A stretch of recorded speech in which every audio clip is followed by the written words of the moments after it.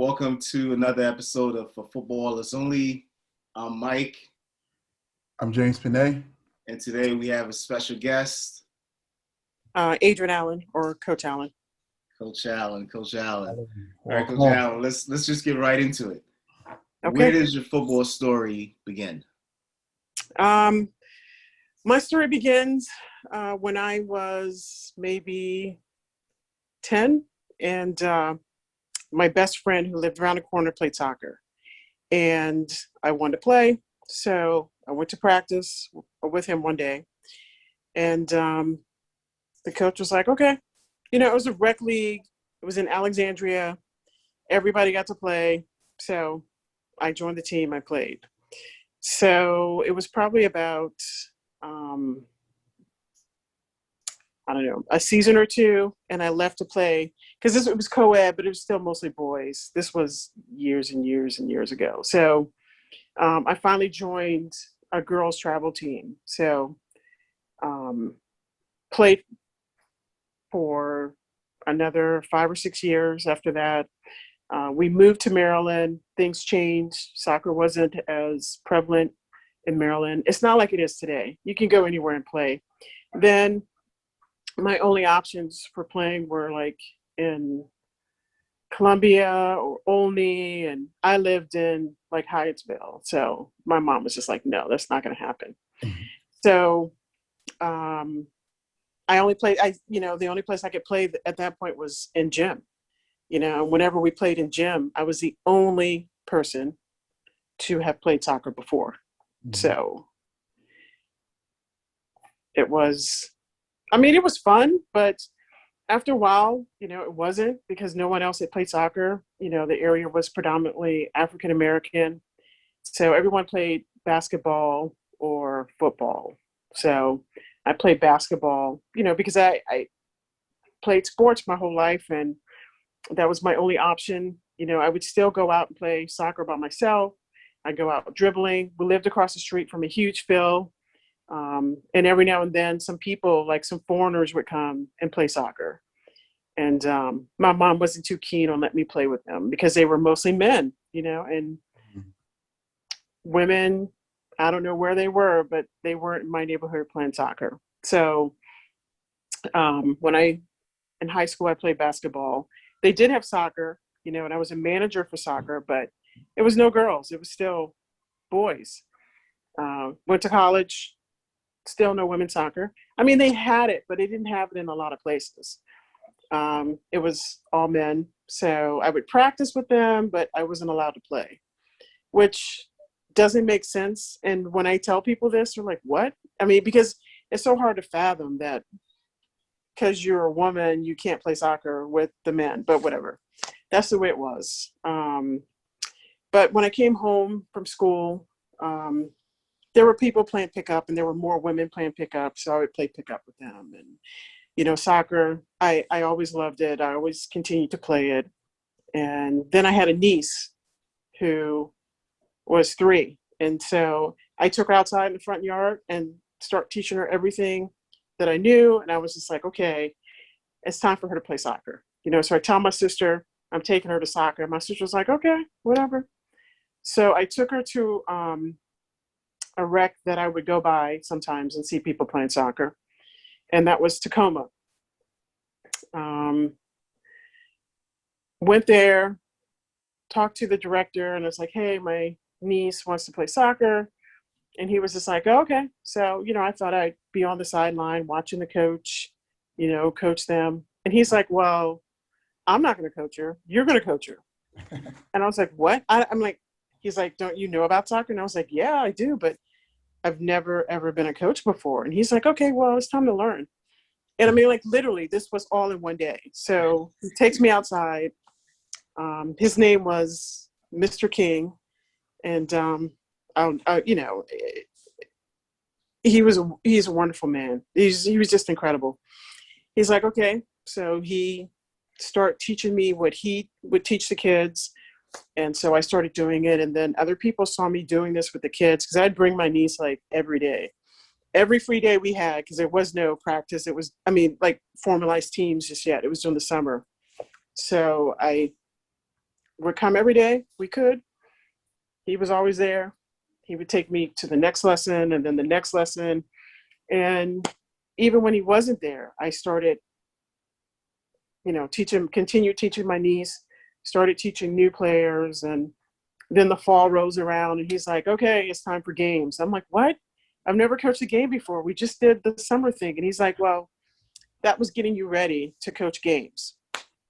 And I was just like, who is this man? And he's just leaving me with these kids. And it seemed to work out. I had a little team, and because I spent so much time with them, they were, a good little team, and the girls and boys were mixed together and everybody had a good time. And we started winning. I mean, it was the rec, DC rec. So back then, not every place in DC had soccer. Like, I remember when they were giving us equipment, they ordered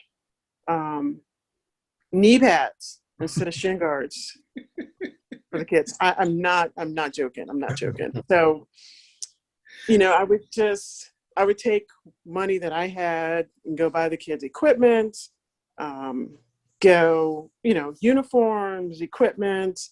We would, I'm not sure where we got cleats from, but, I'm sure I bought some cleats, but we probably got some old cleats, who knows? But I tried to make sure the kids had everything they needed to play, and that rolled around into, I guess, we were Ward 4 at Tacoma, and I guess the ward that would win soccer all the time was Ward 2 or 3, and that was because they had Latino people.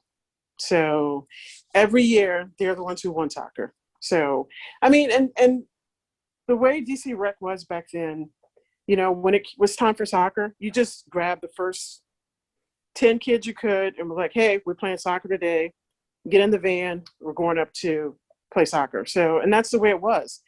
It didn't matter to them how old the kids were because, like I said, my niece, when she started, she was like 3. Maybe she turned 4 during our first season, but we were playing kids like 7, 8. It didn't really matter for DC Rec.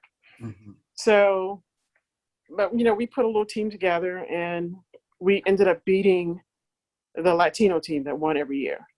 And that kind of put us on the map for DC Rec. We're just like, who are these people? And how is it they're beating the Latino people? And these kids are like Black and, we didn't have any Latino kids, but we had kids from the Caribbean, kids from Africa. And that sort of put us on the map, and that's where we started. And every season we get more kids and we'd have more teams. And Mr. King really was the person who, got me doing this. Just, when I think back on it, I'm just thinking, you couldn't really do that today, because everything's changed so much, even within the rec system. But he really sort of just truly my mentor and just got me going, just got me coaching. Yeah. Nice. So, All right. So, and actually, you know what? Can I show you a picture? Sure. Yes. Okay. All right. So I know it's hard to see, but this is, no, it's good. yeah, this is one of the second or third teams that we had. And I don't know if you can recognize that person right there. Is that Alex? Yes, it is. Yeah. Google it. Wow. Yes. Nice. That's Yeah. crazy. Yeah. Yeah, and crazy.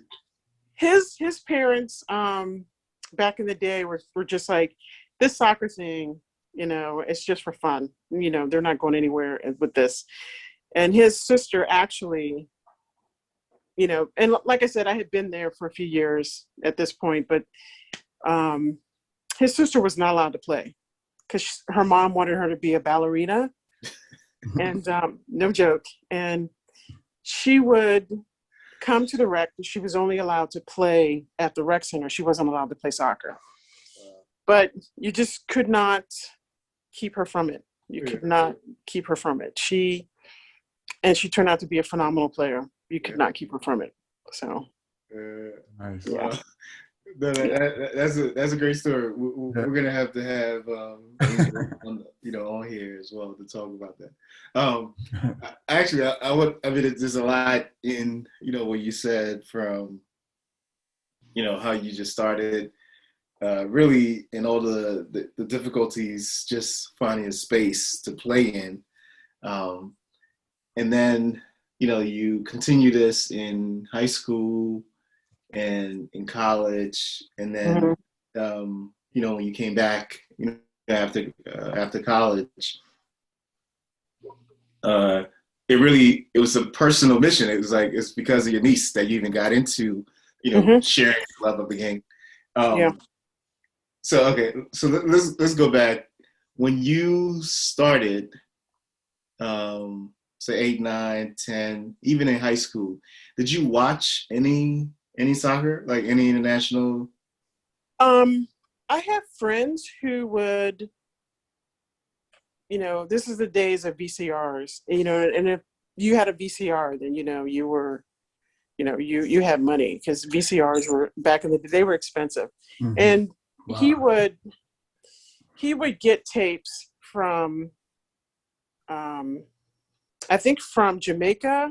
He got tapes from Jamaica, and then we had another friend that got tapes. This is while I was in college. He got tapes from somewhere in Central America. I think it was Honduras. And these were like, prized possessions. And when somebody had a tape, you get together on a weekend and watch the tape repeatedly. I mean, like when it's done, you hit the rewind button and you watch it again. Mm-hmm. And everybody would sit there and watch it. Nobody would move because soccer did not come on TV and there was no access to it. There was no access at all. So, and every now and then, as you know, because I've been doing this for a while, but it didn't really become ubiquitous until maybe 10 years ago. And still, you could only watch it on like ESPN or ESPN2. Yeah. But now you can watch it on the internet. The kids can watch it. They watch it when we're going to games, when we're coming back from games, when we go away to tournaments. They watch it everywhere. But, back in the day, we'd get those 1 or 2 tapes in, and we'd watch them over and over and over again. So during that time, did you have any like football pro or a player that you look up to that was an idol? I used to love George Way. And I ended up meeting a coach who coached him, who got his autograph for me.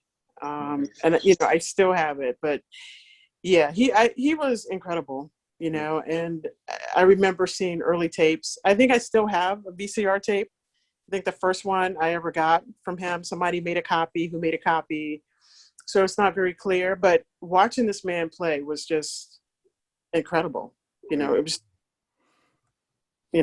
he was, and he had this, like, the way that he carried himself was, like, I dare you to come and, take the ball before I'm finished with it, and he just set the tone of every game.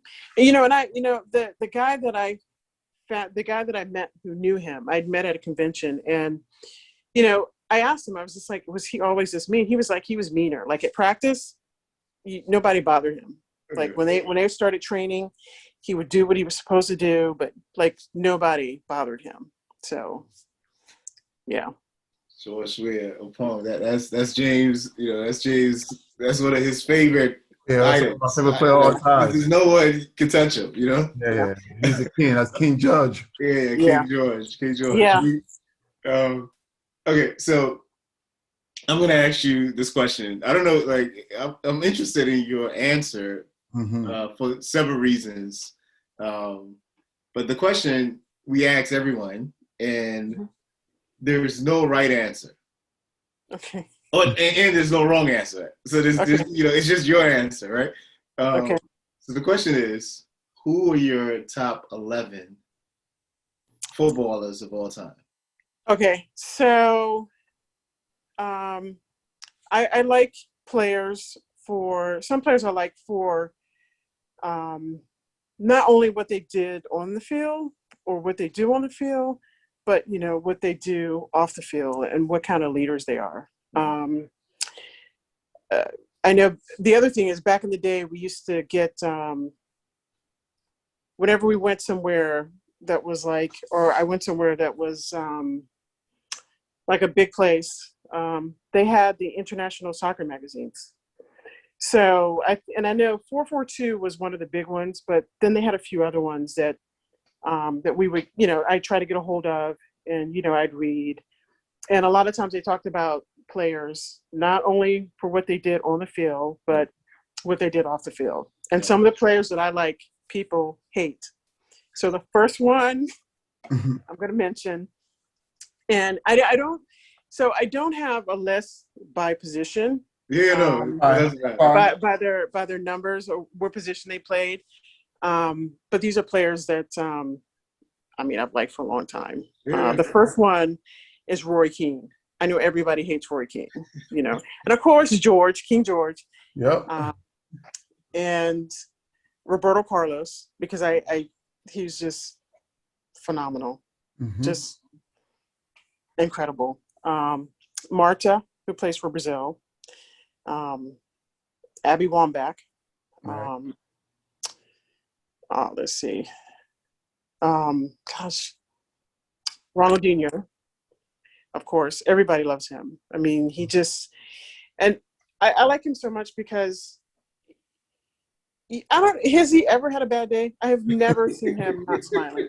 Every now and then, he would not smile just before he took a free kick or something, but the smile will come right back. Yeah. So he's just incredible. These have to all be professional players? No, I mean, no. It's just your top 11. It's your top 11. My top 11. Also, I would add Alex Ogave, Jason Gross, and then I have a player that he didn't realize his own potential, and before he could, he was killed by accident by a gang. So they thought he was somebody else. His name was Jesse Salvador. And I actually tried to get him to go for ODP and training because he was that good, but he just didn't believe in himself. But, he was a phenomenal player. How many is that? You have 9, 2 more. That's 2 9. more. Okay.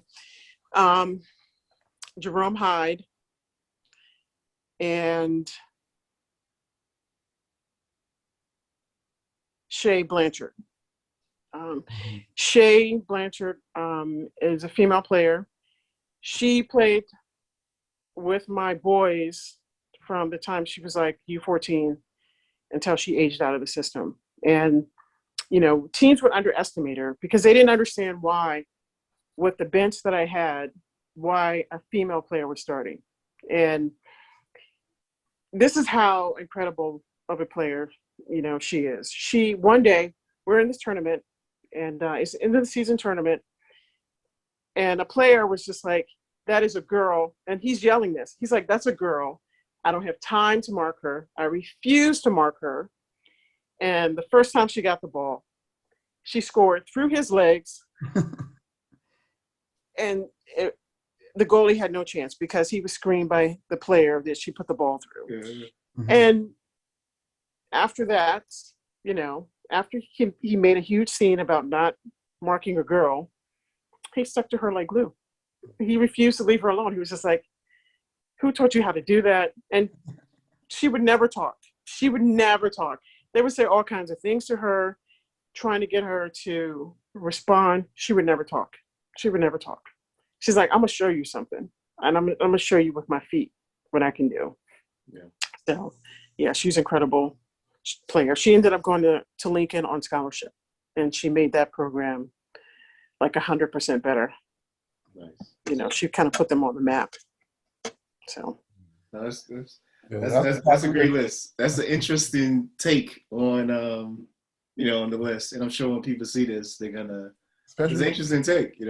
I mean, it says so much about you and that when asked the question of your top 11 footballers, you would put Martha, Ronaldinho Yeah. on the list, and then you would have Shay and Alex, the players that you develop and you work with, and that had community impact on the same list.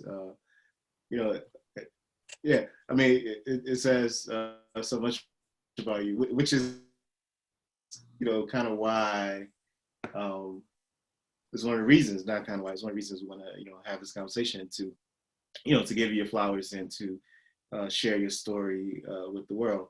One of the questions I have is, when you from 8 to, especially early coaching, one of the things you brought up was like, there was always this dimension of being a girl playing with the boys, or your parents not letting you play with even pick up with the older guys, Mm-hmm. then you go to in college, and just continue.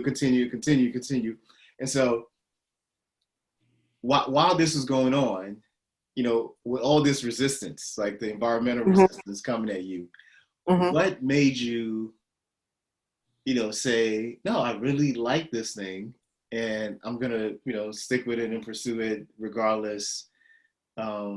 What what everybody else thinks. Like, this is me. Like, football is me. I don't care, that you guys Mm-hmm. don't. There's no girls playing right now, but this is me. Like, what was that? Like, talk us through that internal, conversation, I guess. Well, first, because, and if you're, I mean, I love soccer, and when it was hard to watch it, when it was hard to play it, it never changed my mind about how much I love the sport. And also telling me that I can't do it, telling me, no, you can't do this, you can't do that. I need to find a way. I need to find a way. I need to build a way to um, get it done. So that also has a lot to do with it. But I only did that because I love the sport so much. And what makes it appealing, or what appealed to me right away, is that anybody can play. Anybody can play.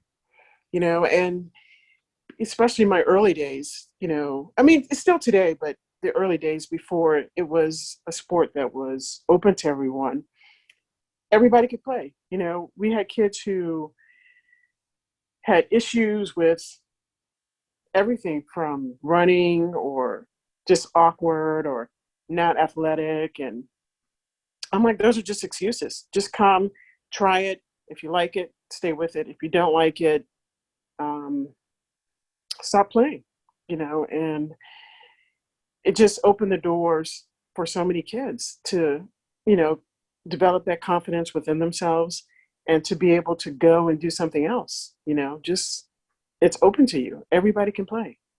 I mean, you drive past any field on a Saturday when the weather's nice, and you got like 65-year-old men out there with their jerseys that are too small, and they're still playing, because Yes. they love it that much, Yeah. and nothing's going to stop them from playing. They don't care that they're not going to be able to catch you, or they get that one or two touches on the ball, then they're happy because they can do it, and everybody can do it. And it takes a team to play. So, Mm. yeah. Cool. And I have a question. So, with all of that, the passion and love for soccer, what have you gained as a player and as a coach? What have you gained from soccer? Ooh. Um, I've learned so much Mm-hmm. from other coaches. Um, like I said, I've made it a point to include everybody. Inclusion is a big part. Um,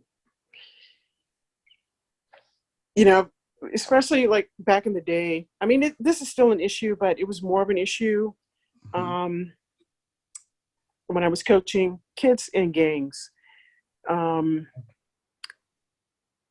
it was, to have a kid not play soccer because they wanted to join a gang, or kids not play soccer because they were worried about gang violence or getting caught in the wrong neighborhood, was also an issue. And coaches in the city that I coached with and coached against, we decided that we weren't going to let this happen. We were going to give these kids another way out, another option of, trying to have a good life. And in my early days of coaching, our goal was to give kids a chance, but also to get them through middle school, to get them through high school without getting shot or without joining a gang or without going to jail. It was important. Those were the important things. Soccer was just a way to pull them in and to give them an option. So you can't go to a gang meeting because you got soccer practice. You can't hang out with the guys Friday night because we got a game at 8:00 in the morning. So, and all these little things, because we included them, it didn't matter who they were, where they were from, what neighborhood they lived in. It was an option for them. So it gave them something else to do, and everybody respected football. Everybody respected football. So if you said, hey, I can't come because I got a game or whatever, you were okay because everybody respected it. Okay. Yeah. We used to play a quick story. We used to play in DC at La Pavosa, which was a field on 16th Street where the old rec building used to be.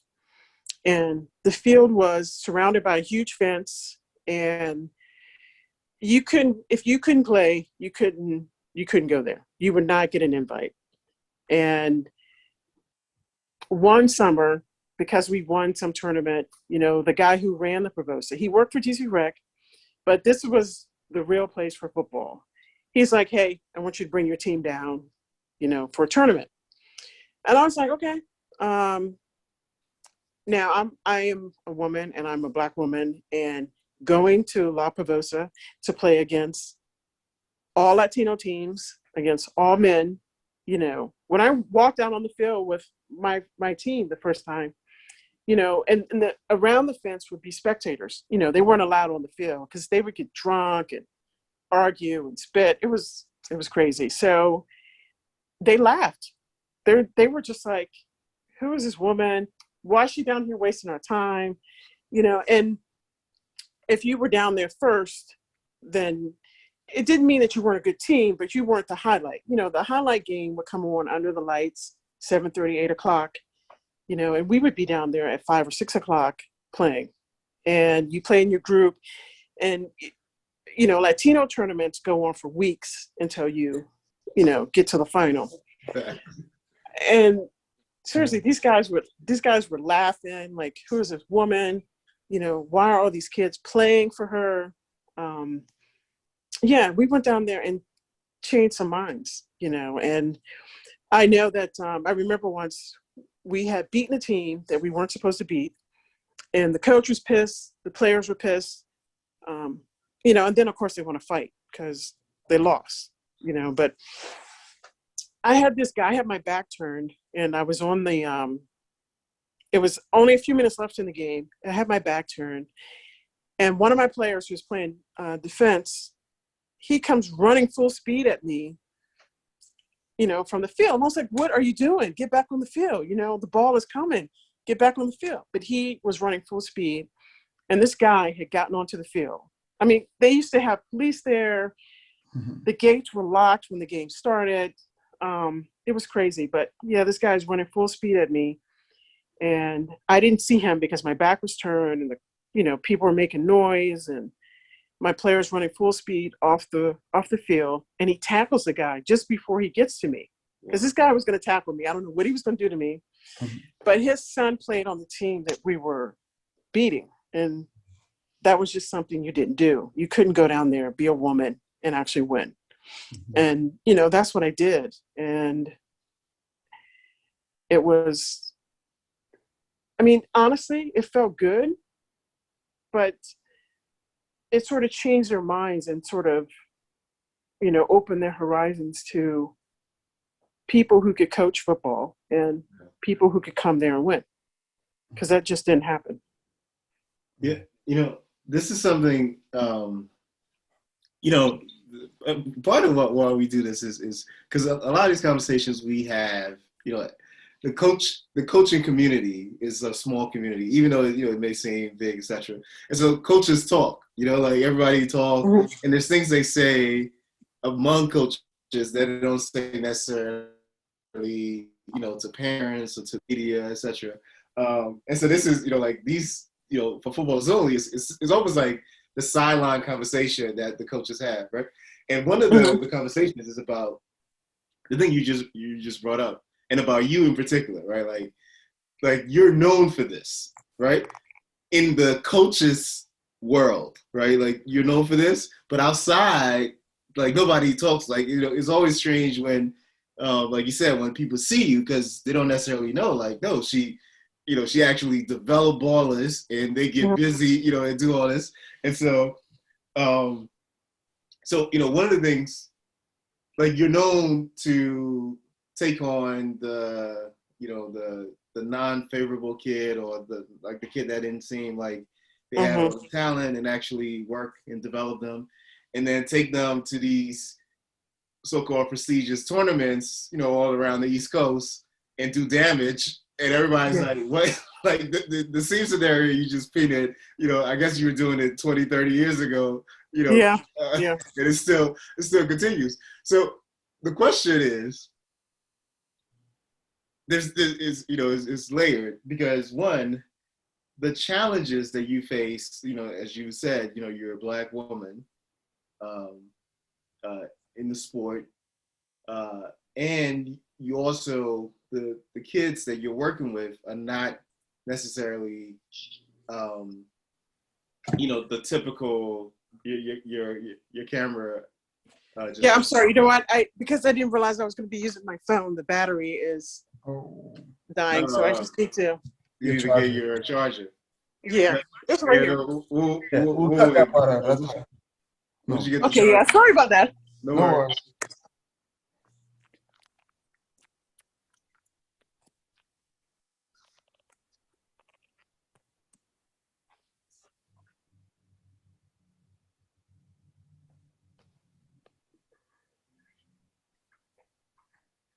There you go. All right. Okay. Yep. All right. So the question really is about the challenges that you face, both as, as you described, a Black female coach, but also you're coaching teams that are players in, by default, teams that are not the typical football playing teams in the U.S., right? These are like usually the players on your teams are like kids from lower income, Right. Typically a mix of Black and Latino, etc. And so, what do you? And you've been doing this for years, for a few decades. I think 3 decades, if I'm not mistaken. Right? Yeah, that's right. Yeah. Yeah. So, what would you say? One, are the challenges the same like they were in the 90s or 80s, No. like they are now? And what are your one? Talk about those challenges, and then what are the more the current challenges that are still pressing? So like I said, when I first started, the whole idea was to keep kids out of jail, get them through high school, and, graduate from high school and hopefully go on to something they want to do. It wasn't always, a lot of times, it wasn't always college. It was either trying to go to trade school, like out of a team of 20, I would say, 15 of them wanted to go to trade school, 2 wanted to go to college, and the other 3 just wanted to work.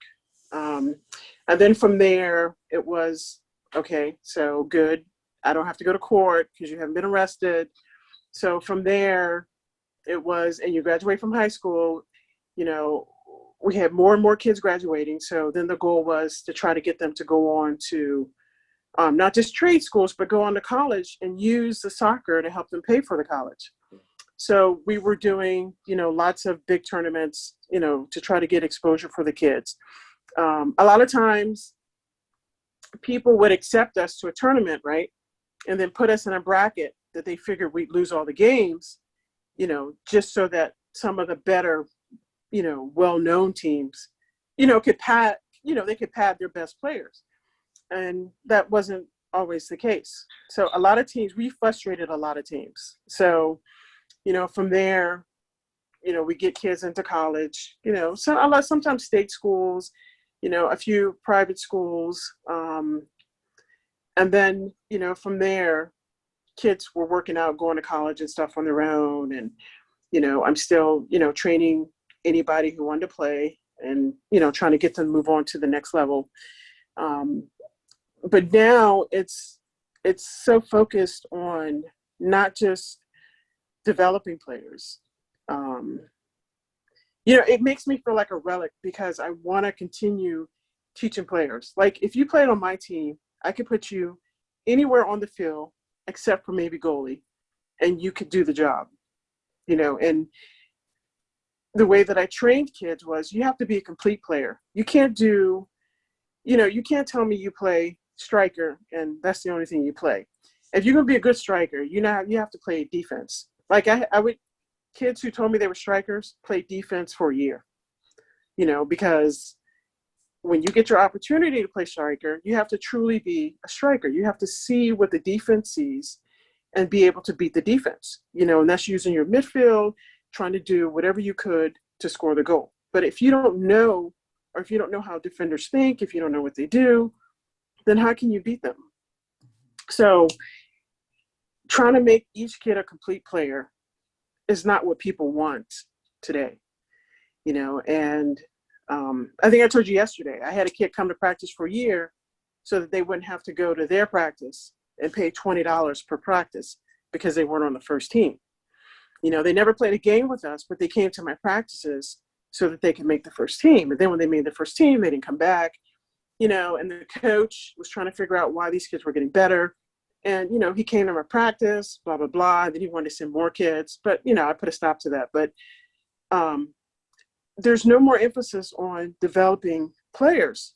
You know, you can be, your kid can play travel. Your kid can play in the top club in the country if you can write a check. But, you know, that takes away from what travel really is and what these large clubs really do. You know, it irks me because that's not coaching. That's not preparing kids. And that's not instilling in kids the love of the game. I mean, when your parents can just write a check, but you sit on the bench because you're on team C, and the coach is coaching you, it's not teaching you, not making you a better player, not giving you an understanding of the game, not teaching you to see the game, you know, and working toward what it is that you want, then yeah, that's where we are today. And I think a lot of kids realize what it takes to be a good soccer player.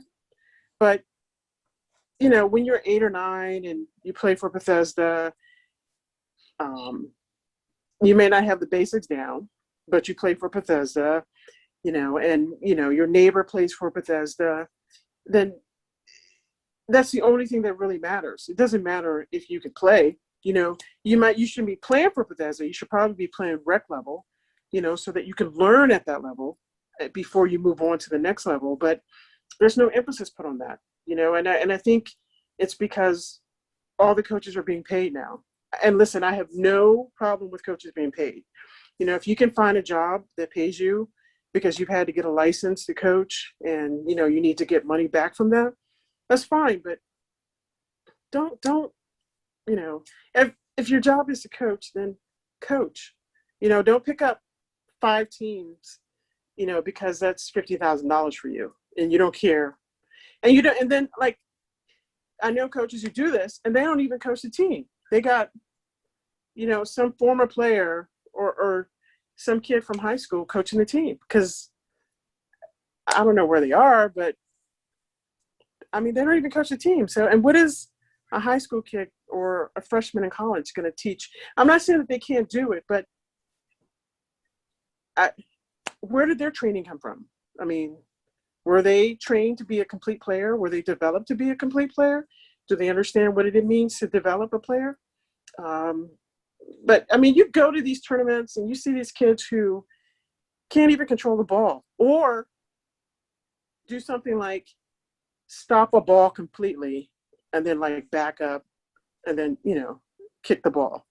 I'm sorry, I still see that today, even at the high school level. And and when my kids, when they see stuff like this, they're like, oh, okay, so this is where we are. This is not going to be much for us to do, but this is where we are. And yeah, and coaches, I mean, like a lot of other coaches, just hate me, and maybe it's not me personally, but they hate what it is that I do. Like the league that we play in, I don't want you to think this is boasting, but in the league that we play, I've had a U19 team there for maybe 15, 20 years. And of the 15, 20 years, maybe there's been 2 or 3 years that we didn't make the top 3. So yes, the competition has gotten better. Games have been more competitive, but when we first started there was no real emphasis on development. You send the kids out there, the coach has the clipboard, he has on the right polo, and the kids are kicking the ball back and forth, up and down the field. And then a lot of times they were like all white teams or all Latino teams. Every now and then you have that one black player, and his job is to run as fast as he can, get the ball, and then, and my kids would just be like, seriously, this is what we're playing? So they kick the ball. I mean, and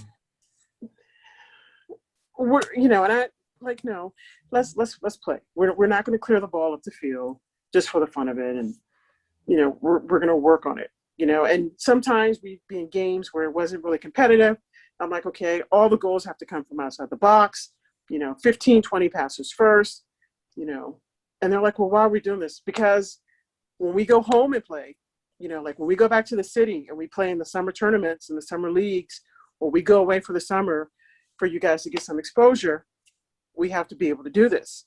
So if you want to do that, then this is what we have to do now, and the kids, I would get them to understand that all the work that we do at practice, everything that we did to get here, yes, we're going to use it. We might not use it in this game, but when we come across a team that's been trained properly, then you have to be able to do everything that we worked on. So yeah, I think the big problem today is the money, the potential money that some people see. So, yeah, okay. Yeah, I So, go ahead. huh? Go ahead. There we go. Yeah, I mean, there's so much. I know. Okay, so what you're saying is the big challenge is the money in the game, and yeah, are you saying that there's less focus on development? Yes. Than there was, in the past. Right. And what do you think the cost of that is? I don't want to single anybody out, but I mean, it's what you see and it's what the kids see. You have people who played the game before, and they not, just because you played does not make you a good coach. Just because you played doesn't make you good. You may not have been the best player, but it becomes, hey, I played soccer. Now I want to coach. I found out how much I can get per team. All I need is like 5 or 6 teams, and I got it made. And because you're a white boy with blue eyes, and you look good in the warm up, then obviously you're a good coach, and Sorry. it just, and it just, and like I said, I hate to single people out. It just blows my mind. Like a few years ago, I took a team to Florida and we played in this tournament. And one of the teams that we played against were the Florida. I don't know if they were the state champions, but I think they lost in the final or they lost in the semifinals. So that team was the team to beat. They were going to win this tournament. They have 4 coaches on the sideline. They got a coach for everything, and and I just I guess I don't know. Nothing like that. Things like that don't intimidate me. And when I talk to my kids before the game starts, they know what they're supposed to do. They know what they work for. And during the summer when you play in Florida, it's hot. So before we go to a tournament, we train here in the heat at the hottest part of the day, so that we're prepared to go there. And we go there, we play this team. Like I said, they have 4 coaches and we beat them, and so their thing is, we want to check your papers because there's no way that you can beat us fair and square.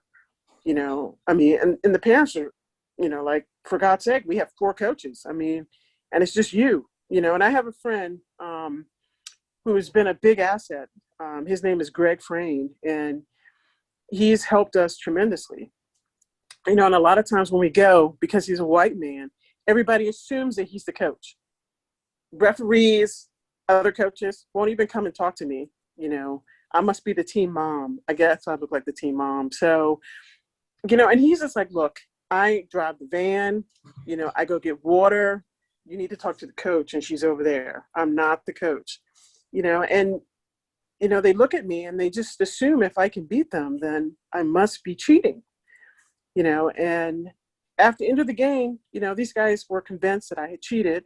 They wouldn't even shake my hand at the end of the game, and we ended up playing the same team in the final, and my kids were just like, that's such poor sportsmanship. And I'm like, well, yeah, and this is what you don't do. Just because they exhibit poor sportsmanship doesn't mean that you do. If it was the other way around, this would be in the newspaper because you got this Black and Latino team and they refuse to shake the hands of the white players. And when you go to these places, the teams are all one thing. That's another issue. I don't think the team should be all one thing. I mean, I don't actively recruit kids, but I take whoever wants to play, and I make sure that they get to know each other. That's so important because a lot of times kids don't realize that they go through the same thing. Their parents are on them about doing their homework, about cleaning their rooms, doing their chores.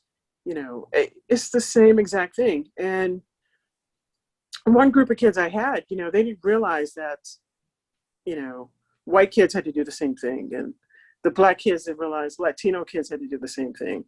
And it seems crazy, but when they realize that they're all the same, it just makes your team more cohesive.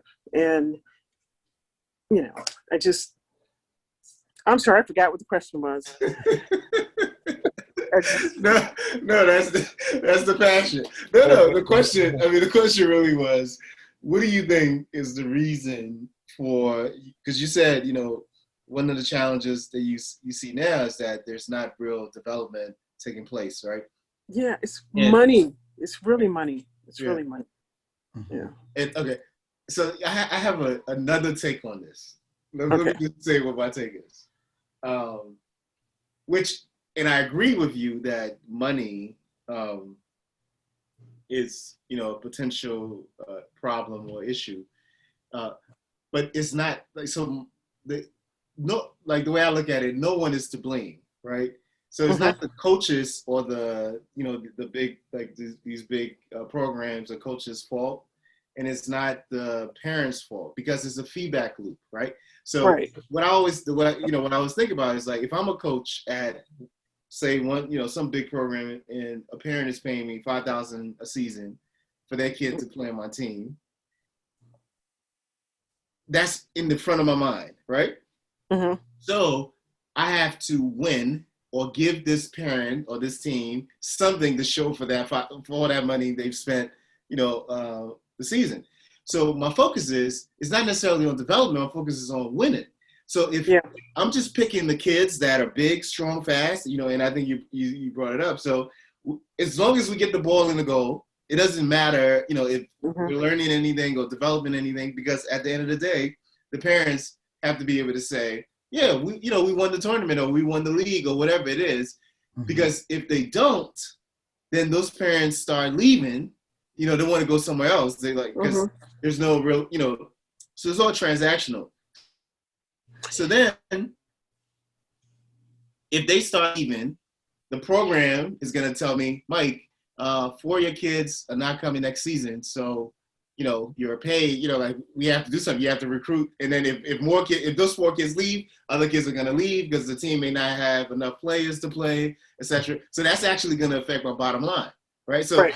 there's just it's insidious, but it's the way it is because we're all playing a part in it. You see? Right. And I understand that, but that's not and I understand, but I guess it's more difficult for me to really see that because that's not where I'm coming from. I know that when I have kids that leave to go play travel, and some should leave and go play travel, but my parents don't pay anything. Like I have coached kids for their entire soccer youth career, and I've never met them. I've never met the parents. And the little bit of money that we ask for, so kids can play, it may cost you $40 for the season to play, and that includes your uniform. So, most parents are just, whatever. I don't see them. They work all the time. They don't have time to come. They're definitely not paying me. I don't ask for them to pay me, but when we do come up against a team, the way that you describe, all big kids, fast, knock you over, and it's important for them to win, and I get that, but we just pick teams like that apart.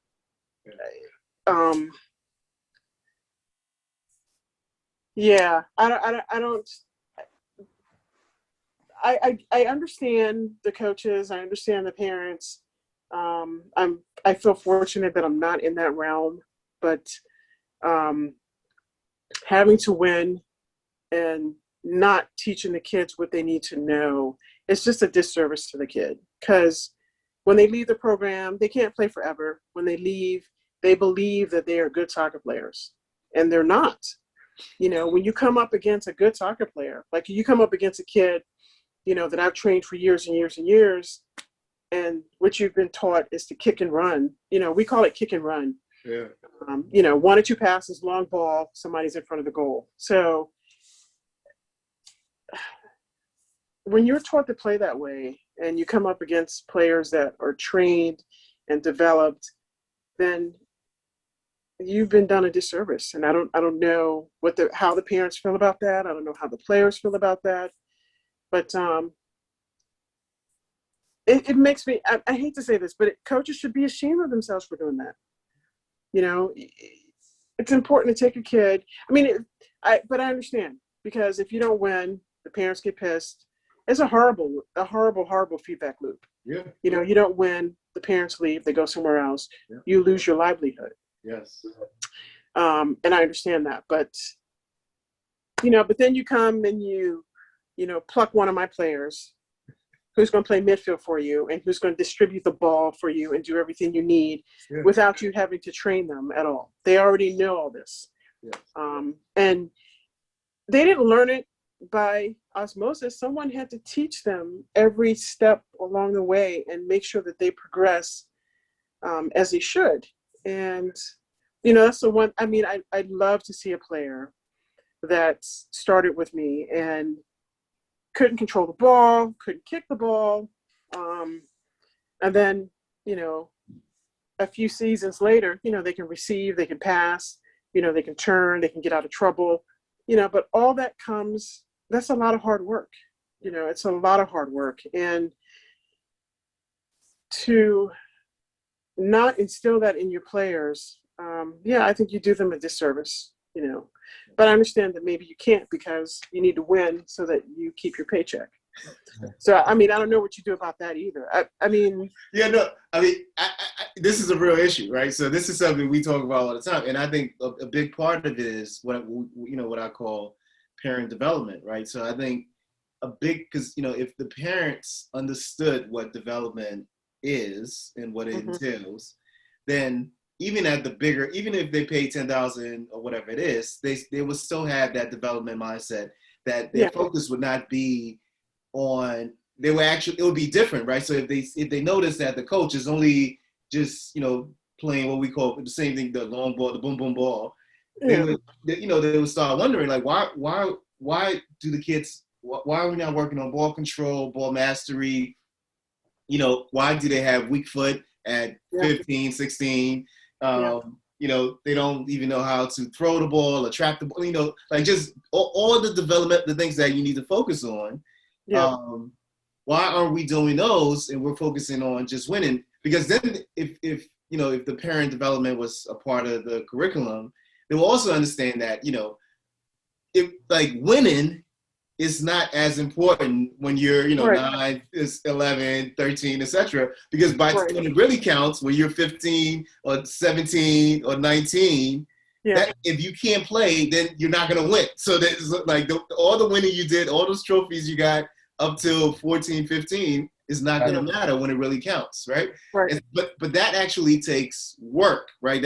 So just how, you know, the kid development takes a lot of work, the parent development takes a lot of work. And you, in your world, you don't necessarily have to deal with that because most of the kids that you work with are either, you know, African immigrants, Caribbean or Latin American, etc. And so they already come, you know, they come from that background where they understand the development process, and the parents are so, you know, they're so busy with, you know, trying to just make a living that they're not as involved in the day-to-day of, you know, of their kids. You know, but actually I also coach high school, and I didn't coach last year, but before that I was coaching at Northwood in Montgomery County. Oh, okay. And those parents were crazy.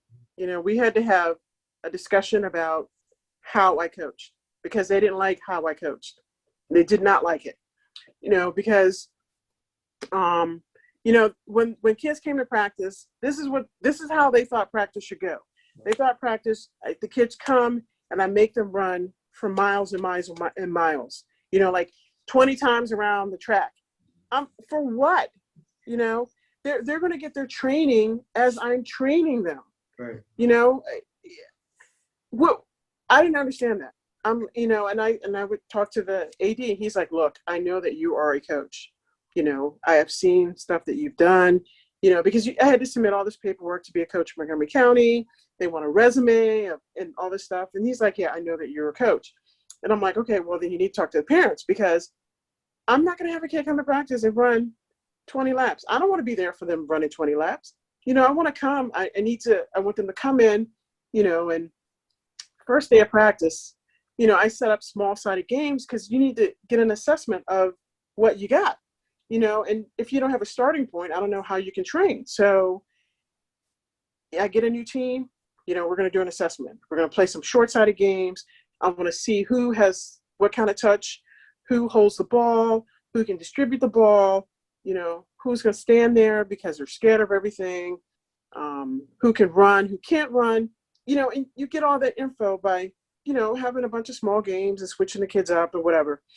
And they were just like, what is she doing? I mean, these are parents on my sideline watching this happen, you know, watching these switching the kids in and out. And, you know, right away, you can see what combinations you have, you know, and what your next step is going to be because you've assessed the players, you know, and I had their, you know, my little cards, you know, names, numbers, assessing what they can do, what they can't do, you know, and I had a parent come over to me, well, what are you doing?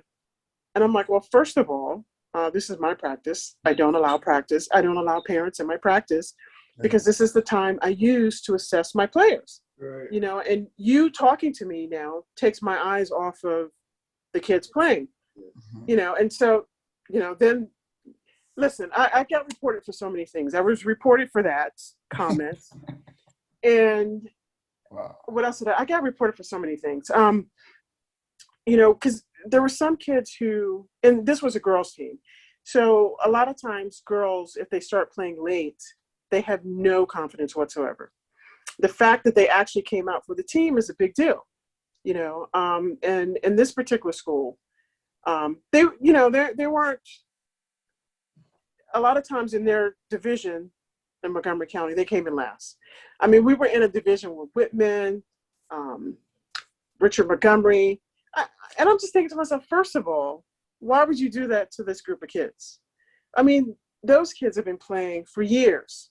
You know, they play ENCSL, they play, you know, they play for Bethesda, they play for Potomac, you know, and these are clubs that, you know, on the girls' side, it's a little bit different. You know, their development, you can see that some of the teams have been developed, you know, and just by how the kids play. You know, some of the teams do play the kick and run and blah, blah, blah, you know, and I can get my kids to play against that. But kids that have been developed, there's no hope in making it a competitive game, you know. And but on my side, I understood what I was faced with, and I understood where my starting point was and what it was going to take to teach the kids what they should have been taught like 10 years ago, you know. So and trying to educate the parents, like, excuse me, your kid can't control the ball, you know, and I need you to stop yelling when, you know, they receive the ball and they boom it up the field. To who? You know, what, you know, so don't cheer for stuff like that. Just, you know, just let me rein them back in. And, well, when they try to hold the ball and when they try to possess the ball, somebody takes it away from them. Yes, but it's a process. It's going to happen. It's a process, you know. And why are you playing such and such? She can't run, but she can control the ball. She's too slow. She needs to lose weight. Look, you know, you shouldn't be talking about other people's kids, first of all. And she plays in the position that she plays in. And I have her where she is because she can't run very fast. You know, we're working on the fitness. You know, every day she comes to practice, we're working on the fitness. But yeah, you're right. So the parents definitely have to be educated, you know, because a lot of times, especially at the high school level, to me, it's too late. You know, when you have a set of parents, you need to start with under 6 and you need to start educating the parents at that point, you know, and making sure that they understand what development means and what the process is going to be, you know. And your kid is not doing a good job if they kick the ball as hard as they can up the field, you know. Yeah. So to add on that, right, I just wanted to know, especially from back then when you started to now, how did you get your players to buy in on your tactics? Like, because it sounds like you have so many passion for the games. Like, how do you get your players to buy in?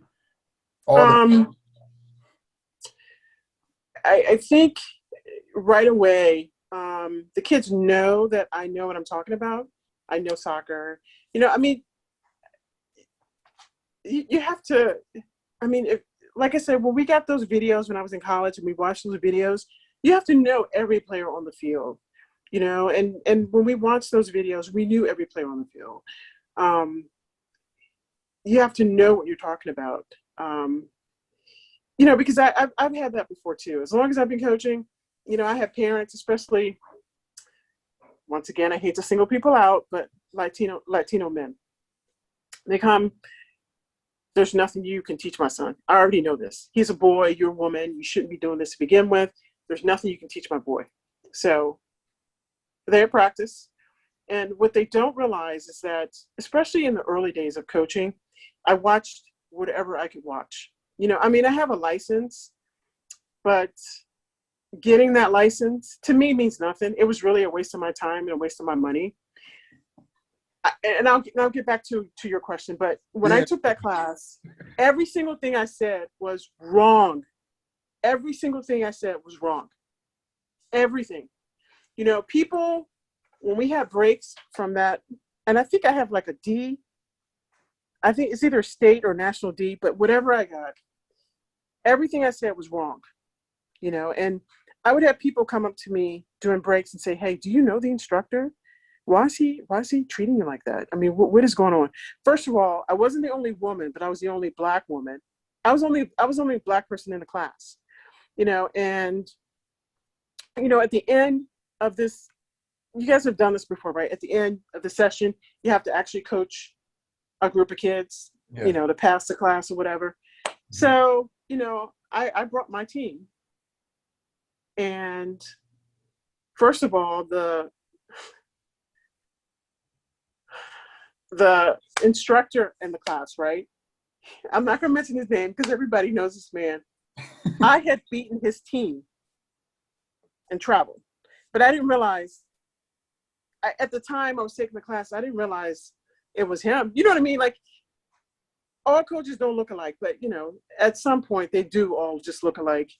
And I had beaten his team, and he didn't believe that I knew what I was talking about. So every time I raised my hand and answered a question, he would be flat out, you're wrong. No. And I wouldn't be.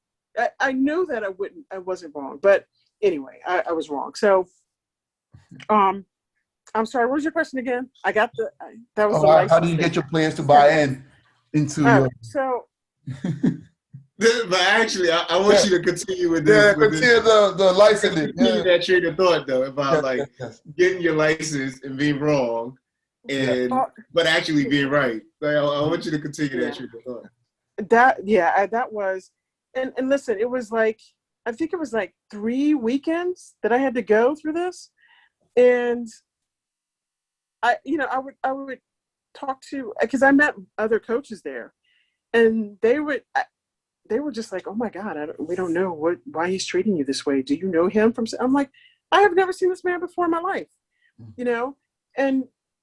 But I was wrong about everything that I said, wrong. And then when it came time for the coaching the kids, you know, he's like, okay, let me see what you're going to do. And he purposely picked me because he wanted to fail me. What are you going to do, you know, with this group of kids? You know, how are you going to run the practice?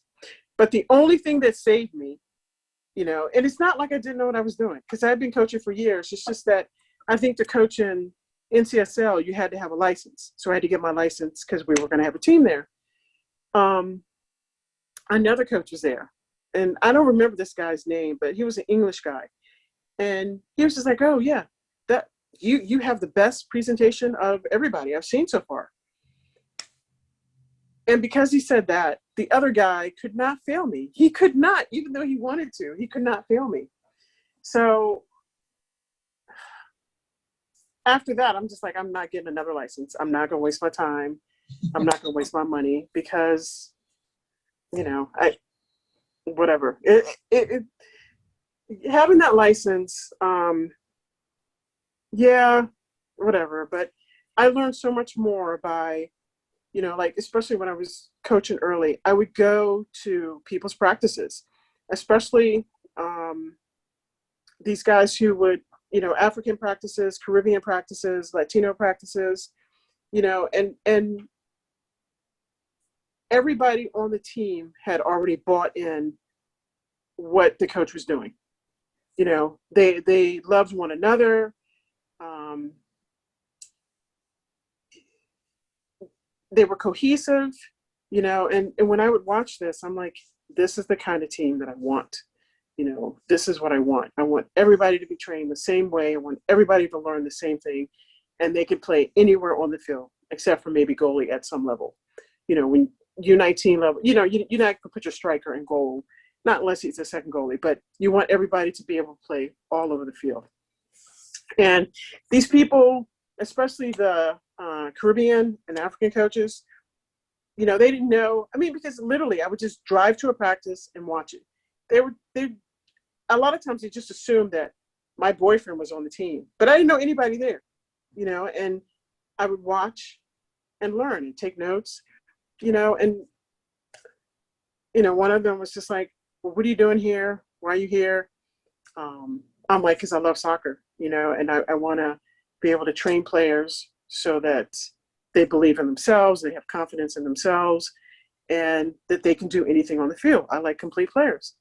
And they used to have a tournament. They don't do it anymore. Bob Marley tournament. Were you guys around for that? Yeah. I heard about it. Actually, Biko just talked about it.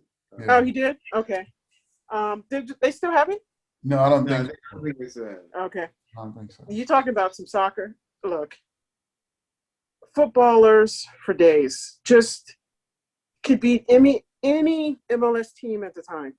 Seriously, Bob Marley was no joke, no joke. And when I finally felt that I could put a team in to play Bob Marley, one year they did a youth division, and we played. We lost in the final, but then I took that same team back the next year, and we played against the real footballers, and we got our butts kicked. But the experience of being there and playing against these guys is just it was an experience, and when it was time for these teams to play, I watched them.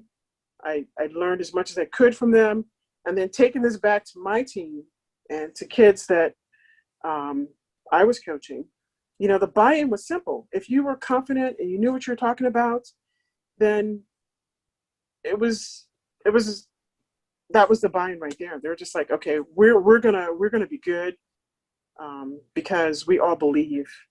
And one more quick story. I had this actually the senator, her sons played on my team, and for years travel teams tried to get them, and it wasn't because they really wanted them. It was just because it was a prestige thing, but as far as the buy-in, they were just like, we're going to learn here and we're going to be happy here, and they would not leave, and travel teams tried to get them to leave all the time. And it was just because they wanted to say that, these kids played on their team, and it was a big draw, because if they did say that, then other kids would come and play on the team just because of who was on the team. Yeah. So I think the buy-in, I really believe the buy-in was, instilling confidence in the kids and what they could do and their skill level. Like if you started here, you could barely control the ball, you could barely dribble, but after a season or two, then what you were doing compared to where you started, that was the buy-in. And a lot of times I would tell kids, you have to give me at least one season. You have to give me one season. If you don't like it, then you can go ahead and leave. But rarely did I have kids leave. Now I had kids who would come and play and get better and then leave to go play for travel. But I mean, that happens to everybody. So. Right. Yeah. I mean, there's a common thread in, everything you've said thus far, which is that, I think your strength is really that you're a student of the game, you're constantly studying, you're looking for every opportunity to learn more about the game, like just, from a true learner's mindset. With that said, who would you say are your top 5 coaches / managers of all time? Okay. This first one is going to be crazy, but listen, my first U19 team, the first team I ever coached, I modeled them after the way this guy set up his team, and that was Ferguson, Sir Alex Ferguson. I would go to bars so that I could watch Man U play, because that was the only place that you could watch a game, was in the bars. That was the only place you could watch a game. So I would go watch the beginning, when they would talk about the lineup, and then afterwards why he used this lineup or whatever. I used the same formation, everything. I copied everything that he did. When his book came out, I read the book, and I was just like, I think he's the best coach in the world. But I think for Americans, when we finally got to see premier football regularly, we still weren't big on the coaches. At least I wasn't, and Man U, the first time I got to see them play, I was just like, oh my gosh.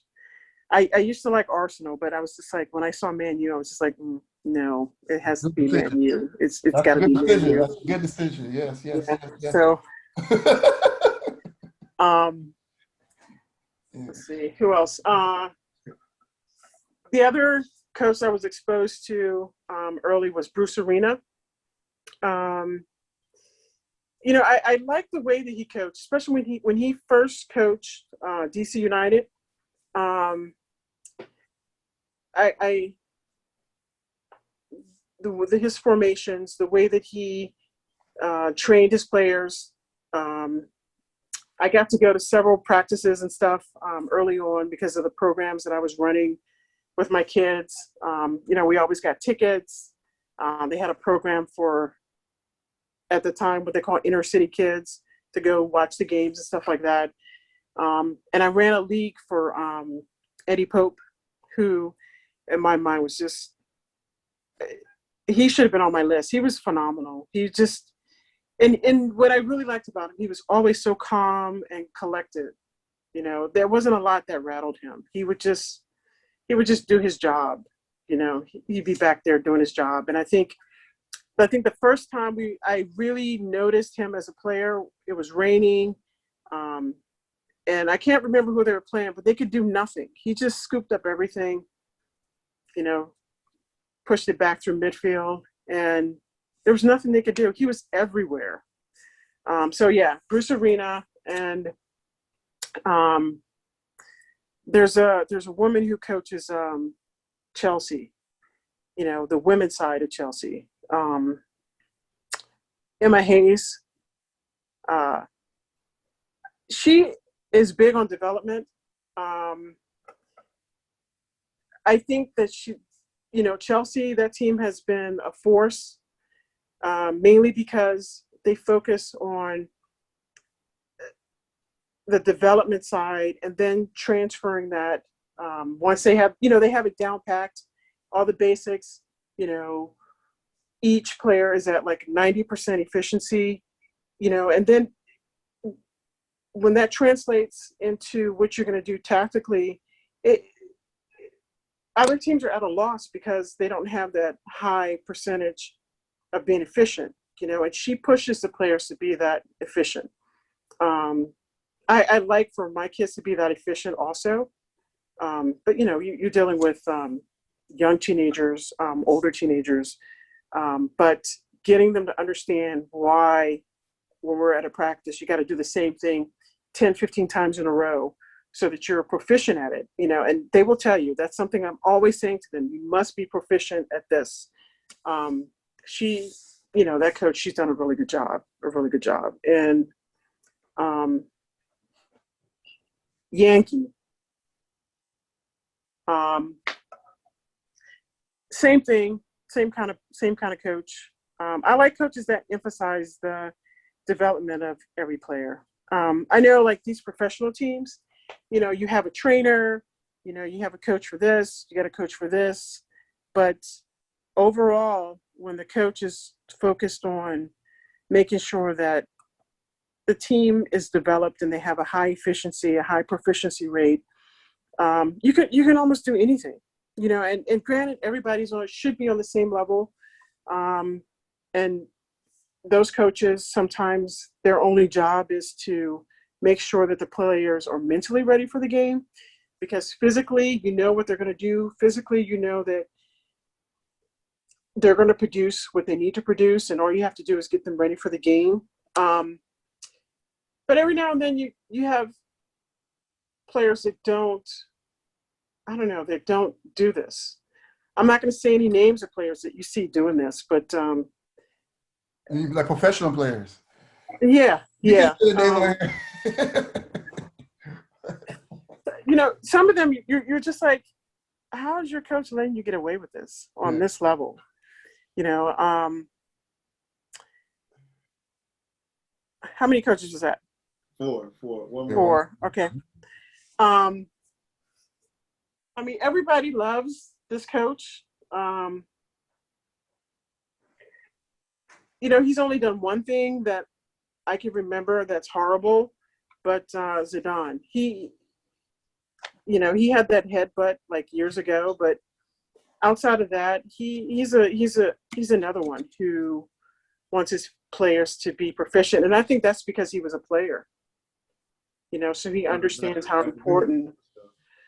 Yeah. And he wasn't just a player; he's like a top player. So he understands the consistency you need to have. And that to me is the biggest issue. Like as a coach myself, making sure that the players can be consistent game after game after game is the hardest part.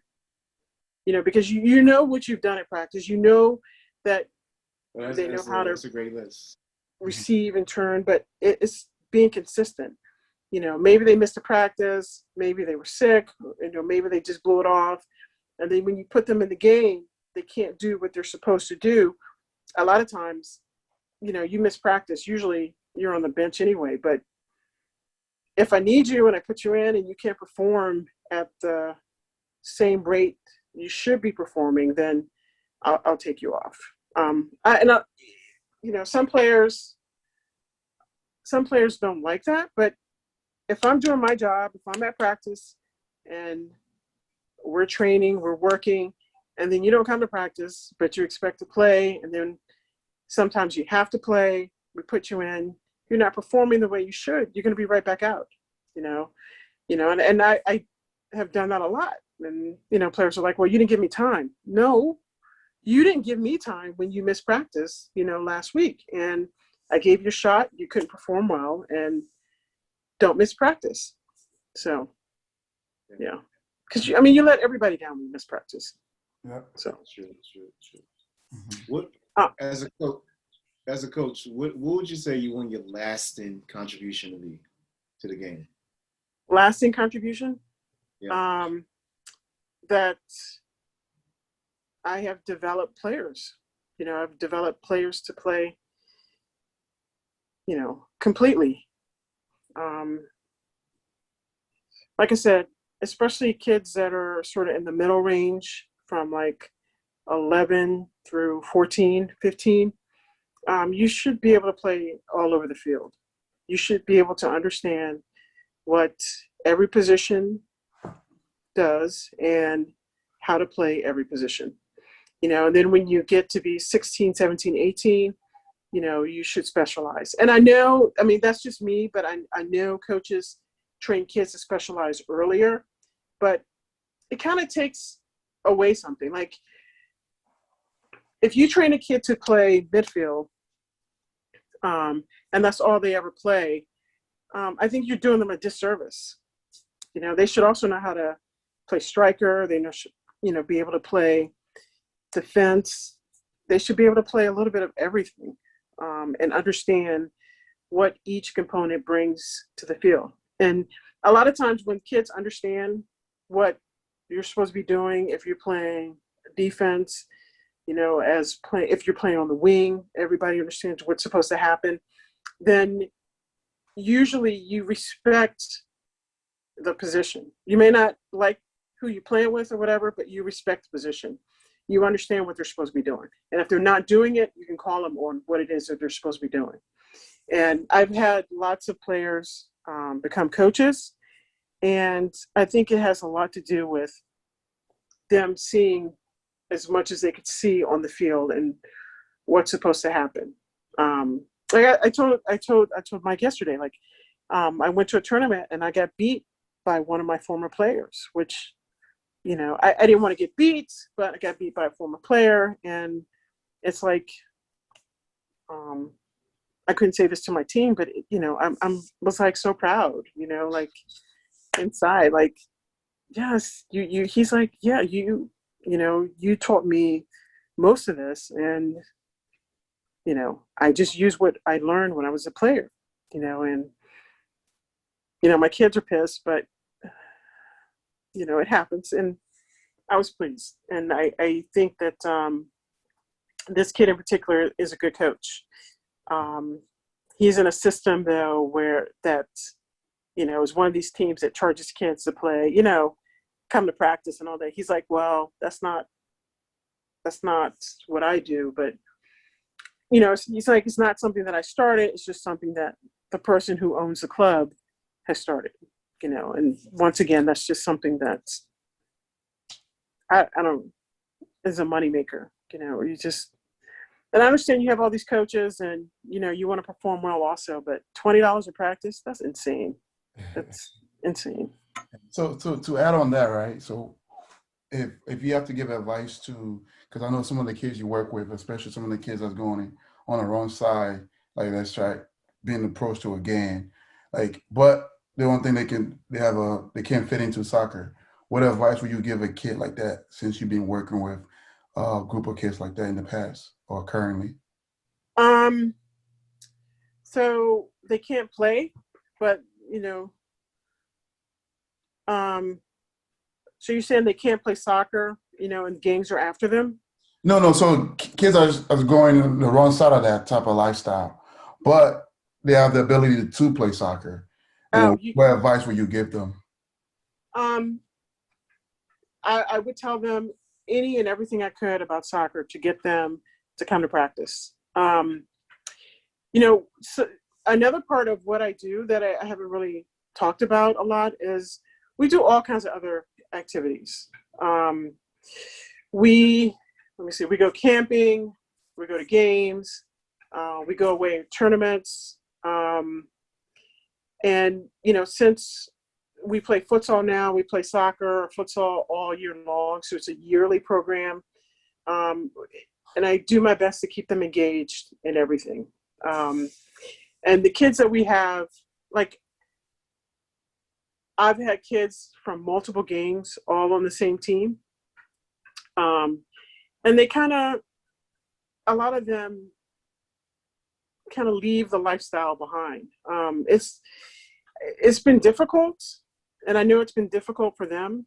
I had a kid last year who was not in a gang, but he saw somebody from a gang do something. And the police had to put him in protective custody because he saw this happen. And he was a witness to it. Now, he has friends that are in gangs, and the friends that he has are in different gangs. So that complicates the situation even more. But these gangs are just like teams. They recruit these kids. They go after these kids because it's money for them. You have somebody who is going to sell drugs for you. You have somebody who's going to bring more players, more kids into the gang. It's money for you. It's you make yourself richer by having people work for you. And actually, one of the largest gangs in DC. So this kid in particular, he was from Africa. He's from Ethiopia, and when he came to the U.S., he learned Spanish before he learned English, and he started one of the largest gangs in DC. They have since kicked him out because he's not Latino, but he started the gang. And when and the last time I saw him, one of the conversations, because I had to let him go, because had I not let him go, or push him away, everybody on my team would have been in the gang, and their little brothers and sisters would have been in the gang, and the last time I saw him, the potential this kid had to have a following like he had. Can you imagine what he would have done had he gone to college and been in corporate America? I mean, he could get people to do anything. And the fact that he learned Spanish faster than he learned English, and then learned English,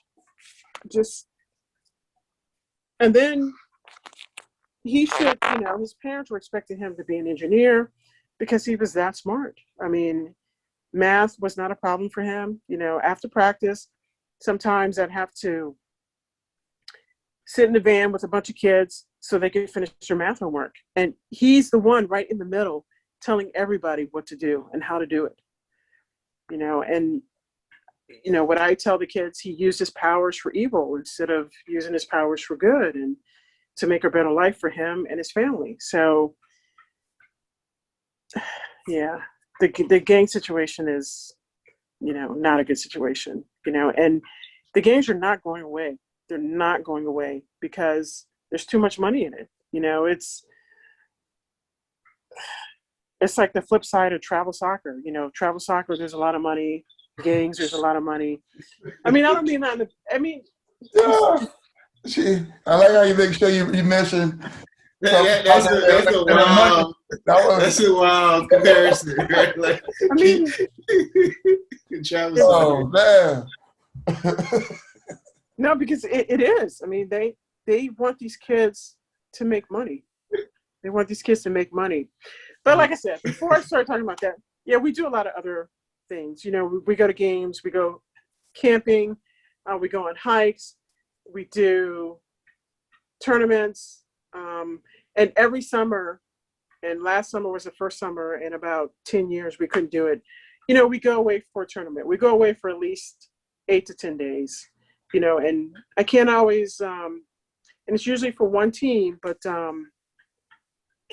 we do try to, get as much exposure as we can. One summer we went to California, which was a big trip for us. I took 2 teams to California. All the kids who had papers got to fly, but all the kids who didn't have papers had to ride in the van. But they had a great time riding out, and then everybody came back in the van. It was an incredible trip. They got to see and experience so much. A lot of times during the summer, I have kids who've aged out, who want to be a manager so that they can have a vacation, because they know we're going to go away. They know we're going to go do something. In the past few years, camping has been a big thing for us. Some kids have never been, they don't understand what it is. So I can convince them to go. And when they go, they have a good time. Especially if we do beach camping. Beach camping seems to be the most fun, because they get to go to the beach and stay on the beach. Yeah. Well said. Yeah. Thank you. Well, Coach Allen, it's been a pleasure. I want to thank you for all you do, in the football community. It's endless.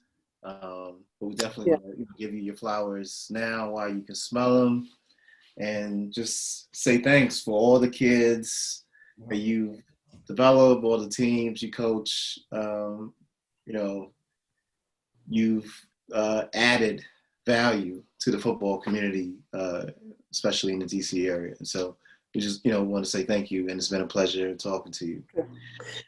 And thank you guys so much. This has really been incredible to talk about stuff that I've done, and thank you for the flowers. And I do appreciate it. I appreciate your time and your energy for doing this. Thank you. Thank you. So how can if folks want to get in touch with you, how can they get in touch with you?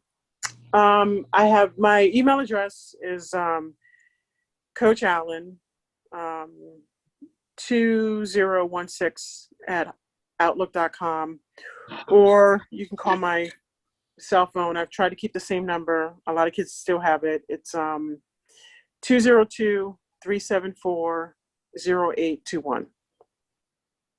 So, and just one more thing before we go, if I could just show you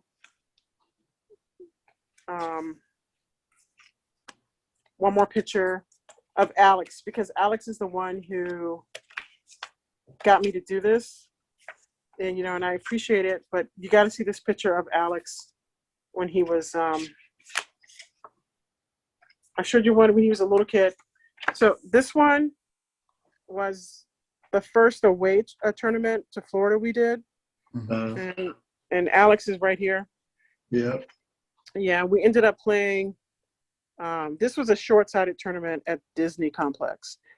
And we ended up playing, I think, both halves of, at the time, the Alabama State team and the Florida State team. And these guys from DC, you know, beat everybody. And this one right here, this was the field at the Pravosa. Okay. So you can see the huge fence in the background. Yeah. And we always had this goal because there was no coin toss or flipping or whatever, because the guy who controlled the field, he was just like, you're there. And so we always had the worst side of the field. But, you know, the patchy grass and everything. That's right. But that's fine because, you know, it built character. So, you know, and I'm thankful for the fact that he did that, you know. Yeah. So, all right. So thank you guys again. Thanks a lot. It's been a pleasure. Okay. Have a good one. All right. Okay. Bye-bye.